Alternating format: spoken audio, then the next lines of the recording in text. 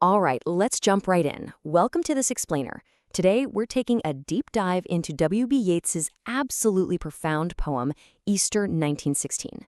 Now, this is a piece of literature that wrestles with a massive, earth-shattering historical event, but it does so through this haunting, deeply personal central mystery. And that mystery? Well, it's captured perfectly in a single, incredibly famous paradox. A terrible beauty is born. This line literally pulses throughout the poem like a heartbeat. Our big goal today is to unpack this recurring metaphor together. I mean, how can something be completely horrifying yet incredibly beautiful at the exact same time? To figure that out, we're going to step right through the text itself, using the classic poem provided by our source today, the Poetry Foundation. We really want to see exactly how Yeats crafts this idea and applies it to the very real people around him. Okay, let's dive into this. Section 1, the casual comedy. You know what's fascinating is that Yeats doesn't start off with explosions or massive heroics. Actually, he grounds us in total mundane normalcy. He describes passing everyday folks at the end of the day coming from gray 18th century houses, just exchanging polite, meaningless words. He felt they all just existed in a world where motley is worn, like they were basically just playing parts in a casual comedy. But then, suddenly, those vivid faces change. They have resigned his part in that comedy. Everything is, as he says, changed utterly. He's setting up this brilliant, stark juxtaposition between our boring, polite, everyday routines and these sudden, dramatic historical shifts. So, moving right along, Section 2, transformed utterly. Here, Yeats really zooms in from that faceless gray crowd to profile a specific and honestly deeply flawed cast of characters. We've got the woman whose voice literally grew shrill from spending her nights in constant political argument.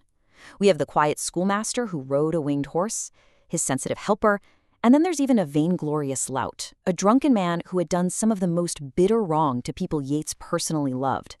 He's giving us these striking, poetic impressions of who these ordinary people were. But right here is the absolute turning point. He, too, has resigned his part in the casual comedy. That's the kicker. Even the bitter drunk, even the shrill arguer, despite all their deep human failings, these individuals have stepped totally off the stage of everyday life to become something entirely different. They are transformed utterly. And that brings us right back to our recurring metaphor. A terrible beauty is born. This dramatic shift from the ordinary is the very foundation of that beauty. Let's move on and see how this builds. Section 3, Enchanted to a Stone. All of a sudden, Yeats just plunges us into this intense nature imagery. He contrasts the fluid, constantly moving living stream against a rigid, unmoving stone. The stream is just full of life, birds ranging from cloud to tumbling cloud, a horsehoof sliding, moorhens diving. Minute by minute, they change. It's dynamic. But sitting right in the midst of it all are hearts with one purpose alone. They seem enchanted to a stone, to trouble the living stream.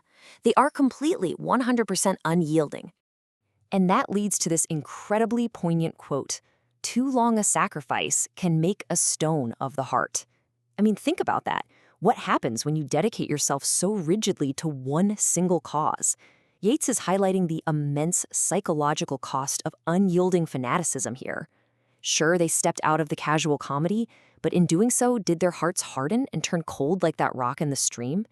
This right here is the chilling, terrible side of our metaphor. Which brings us to the culmination of our explainer. Section 4, A Terrible Beauty Born. Now, what's really interesting here is how we finally get to decode this central metaphor. A terrible beauty is this perfect poetic oxymoron. The terrible part?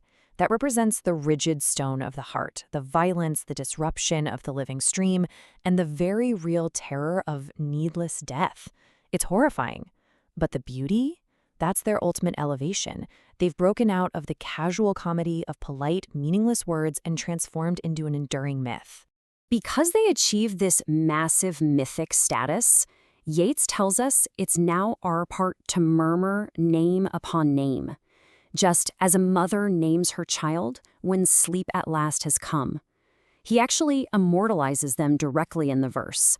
MacDonagh, McBride, Connolly, and Pierce. He's taking his art and making sure they're never forgotten. And he seals this immortality with a definitive line, "Now and in time to be, wherever green is worn."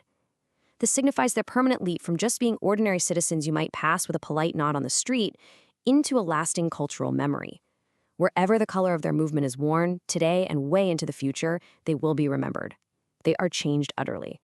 But wait, Yeats doesn't just let us, or himself for that matter, off the hook with a simple, neat, heroic ending. He adopts his really unsettling questioning tone, asking, was it needless death after all? He's challenging us to consider this realization that England may keep faith for all that is done and said.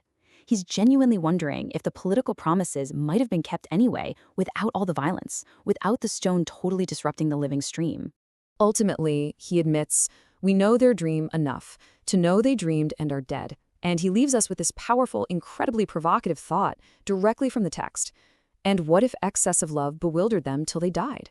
Were they clear-eyed heroes, or were they just blinded by an extreme, unyielding love for their cause? The poem doesn't hand us an easy answer, does it? Instead, it leaves us to ponder the ultimate, bewildering cost of this terrible beauty. Thank you so much for joining me for this explainer.